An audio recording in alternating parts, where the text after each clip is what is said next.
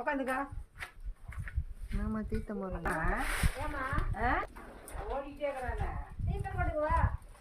தங்க தீர்த்தம் போட முடியாது. மாமாட்ட தீர்த்தம் போட்டுக்க.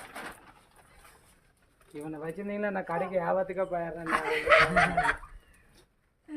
இல்ல விட்டா சிவராணி பிள்ளையே நம்ம ஓடதே இருக்குதா.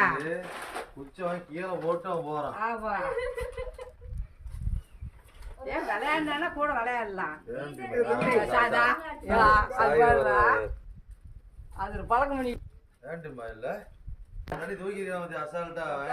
டீச்சர் அடி அடிக்க வந்தாங்கன்னா அவங்க கிட்ட தடி வாங்கி அப்படியே தூக்கிட்டான்.